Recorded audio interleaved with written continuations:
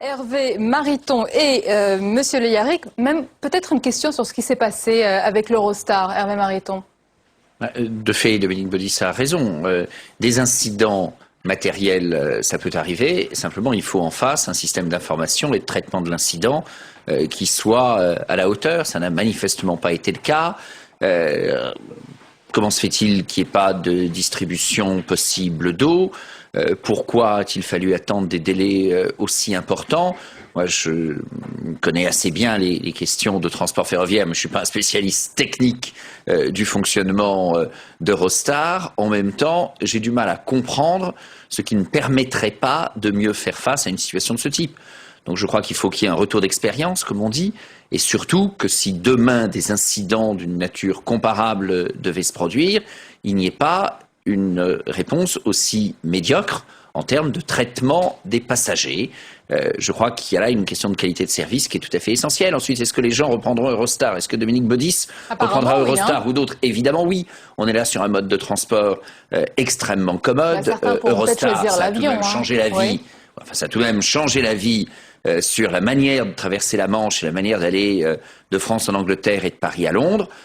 C'est pas parce que nous bénéficions d'une prouesse technique et de ce qui est par ailleurs un succès commercial d'Eurostar qu'on doit être indifférent à la qualité d'accueil des passagers. C'est bien de distribuer des collations dans Eurostar, c'est encore mieux de bien traiter les passagers lorsqu'il y a un incident technique de la nature de celui qui a été subi ce week-end. Patrick Le Yarrick, même question sur ce qui s'est passé ce week-end. Oui, mais il y a deux problèmes manifestement. Il y a celui du traitement humain des passagers et celui de l'information. Ça. Ensuite, il y a sans doute des questions d'ordre technique sur les machines elles-mêmes.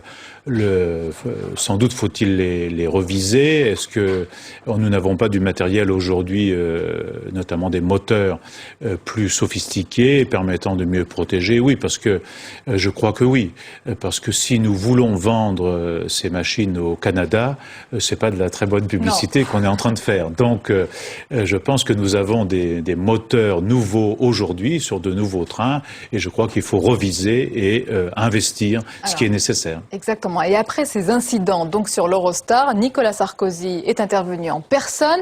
Pourtant, Hervé Mariton, je vais poser la question, 13e jour de grève sur la ligne du RER A. Pourquoi est-ce qu'on n'intervient pas avec la RATP dans ce cas-là ?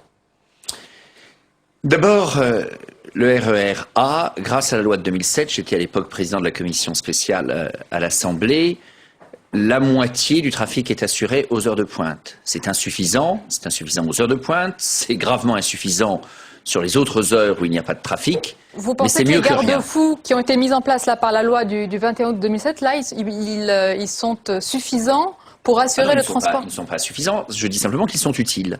Ensuite, il y a donc la première chose qu'on a fait en 2007, c'est un travail utile avec une loi qui permet aujourd'hui qu'aux heures de pointe, un train sur deux soit assuré sur la ligne A.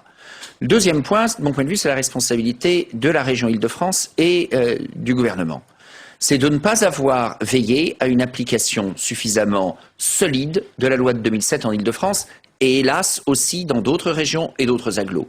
Le Conseil régional d'Île-de-France avait décidé de faire le service minimum, si j'ose dire, sur l'application de la loi, et en particulier a refusé, au prétexte que le réseau de transport en Île-de-France est trop maillé, trop dense, la région Île-de-France a refusé de définir des priorités. Donc vous dites un peu que la responsabilité incombe un peu aujourd'hui au président de la région Île-de-France, qui est socialiste, aurait dû, et de mon point de vue, devra demain définir des priorités, et d'évidence, la ligne A est une des 7 prioritaires. J'ajoute cependant que le gouvernement eût été bien avisé en 2007 de vérifier que la région Île-de-France faisait complètement son travail. Le gouvernement avait parfaitement constaté qu'elle ne faisait pas complètement son travail et le gouvernement avait choisi de ne rien dire et ça, je le regrette. Alors, vous avez abordé la question. Patrick Le Yarrick, on va poser la question, même si elle peut paraître un peu alambiquée. Est-ce qu'il n'y a pas, quelque part, un enjeu électoral à laisser, ce qui est le cas aujourd'hui, pourrir la situation, ce qui dérange le président de la région Île-de-France ? C'est lui qui a laissé pourrir volontairement. Non, mais c'est normal qu'il en paye le prix aujourd'hui. On est en train d'apprendre ce soir qu'il faut sans doute encore renforcer les lois anti-grève. Je n'ai même pas dit ça.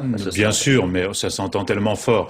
Et on apprend on entend du même coup qu'il faut taper la région Île-de-France. Donc, à la question qui a été posée tout à l'heure, qui est très importante. Pourquoi, dans un cas, on est capable, en claquant des doigts, de faire redémarrer l'Eurostar, et d'un autre cas, on ne répond pas aux demandes des salariés et des usagers de la ligne A, sinon pour la raison qui vient d'être dite, c'est-à-dire on est en campagne électorale des régionales et on veut diviser les salariés des chemins de fer entre eux et les salariés et les usagers. C'est ce qu'on veut faire. Il ne s'agit pas de diviser, simplement, et indépendamment de tout calendrier électoral.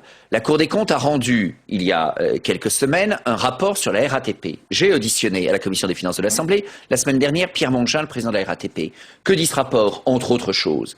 C'est un état de fait que les salariés de la RATP, que les conducteurs de la RATP sont nettement mieux payés que leurs collègues européens et que leur temps de travail est significativement inférieur. Bien sûr, mais je ne dis pas comme les salariés roumains. Non, je compare avec les conducteurs. Je suis sérieux. Je ne compare pas avec les conducteurs roumains qui sont tout à fait estimables, mais dont d'évidence les conditions de salaire sont différentes. Je compare avec tous les conducteurs, prenons l'exemple à Berlin des conducteurs de métro allemands.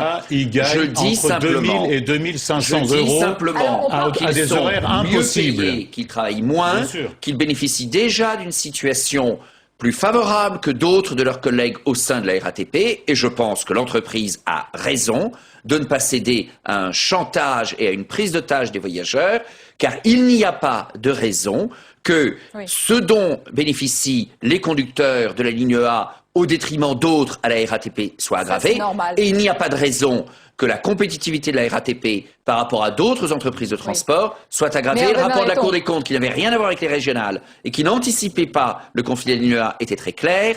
À la RATP, les conducteurs sont mieux payés, travaillent moins qu'ailleurs. Je n'en fais pas un procès, ça amène simplement à être modeste, dans les revendications du moment. Évidemment. Ils sont toujours trop payés, les salariés, pour le travail qu'ils font selon vos thèses. Vous êtes en train d'expliquer qu'il faut accentuer, vous êtes en train de dire exactement qu'il faut accentuer la concurrence entre travailleurs à l'intérieur de l'Union européenne. Merci de cette clarté. Mais bien sûr, merci.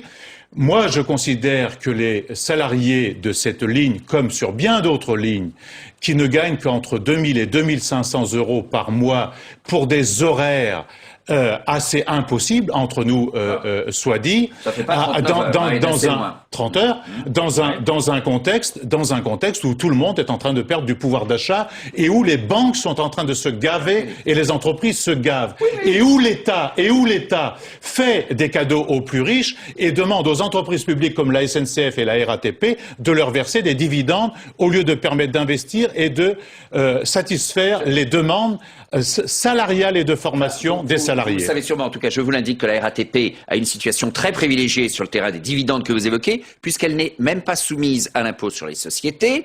Je crois simplement qu'on est aujourd'hui dans une situation où oui, beaucoup de Français souhaiteraient avoir davantage de pouvoir d'achat. Moi, je n'ai aucun état d'âme au fait que les salariés de la RATP soient plutôt bien payés et aient des conditions de travail globalement satisfaisantes, même si tout peut toujours être mieux. Je considère simplement que ce n'est pas l'endroit en France où la revendication salariale est la plus légitime aujourd'hui. J'assume. Messieurs, c'est la fin de ce débat. Malheureusement, il est trop court. On aurait aimé le continuer avec vous, mais on reviendra sur ce débat. Je rappelle juste une information, c'est que Jean-Paul Huchon, président donc de la région Île-de-France, a demandé par écrit à François Fillon de nommer un médiateur pour trouver une sortie de crise. On l'attend toujours. Merci beaucoup. Le 22h se poursuit avec l'actualité économique.